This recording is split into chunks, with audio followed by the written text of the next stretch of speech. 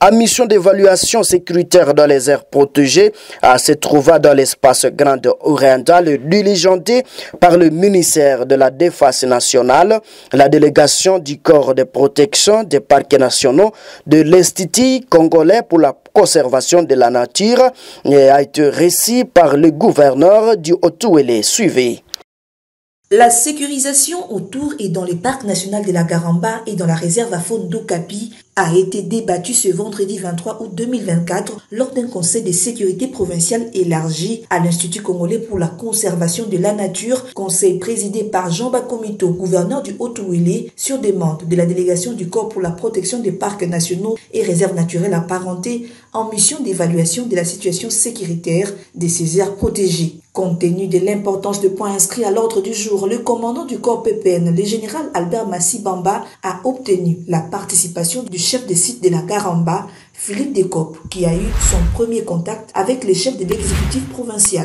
Ces derniers s'est dit satisfait des informations positives venant des gestionnaires du PNG, bien qu'il y soit signalé une exploitation aurifère illégale. À l'occasion, il a promis l'implication du gouvernement provincial pour la promotion de ces patrimoines touristiques. À ce jour, nous sommes satisfaits du fait qu'il y a moins de braconnage, il y a moins d'insécurité dans les parcs, mais on note quand même la montée des activités d'orpaillage dans les aires protégées, ce qui nécessite que l'on prenne des mesures pour empêcher cette activité, mais aussi des alternatives pour nos populations.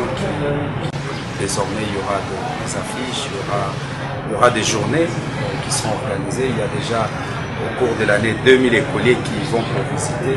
Nous ferons en sorte que cette activité soit réservée également aux autres catégories de la population dans l'ensemble de la province, afin qu'ils comprennent, afin que tous puissent comprendre le bien fondé de protéger les aires protégées, que ce soit au niveau de la RFO qu'au niveau de Garamba. Pour Philippe Dekop, chef de site de la Garamba, cette prise de contact vient ainsi renforcer un partenariat qui va faire progresser la sécurisation du parc de la Garamba, ouvert au tourisme national et international. Nous sommes extrêmement confiants qu'avec ce partenariat, comme nous l'avons avec les GCN et le corps PPN, nous allons pouvoir continuer de progresser dans le bon sens. La santé actuelle du parc de la Garamba est plutôt bonne. Elle est définitivement bien meilleure qu'elle ne l'a été dans le passé. Les espèces animalières augmentent très rapidement. Je me permets de citer un exemple. La population des éléphants a plus que doublé sur les 10 dernières années, par exemple. Le parc de la Garamba n'est pas toujours très connu. Alors oui, il est ouvert au tourisme national et international. Nous y avons un lodge. Nous avons toutes les facilités pour que les gens viennent et passent un excellent séjour.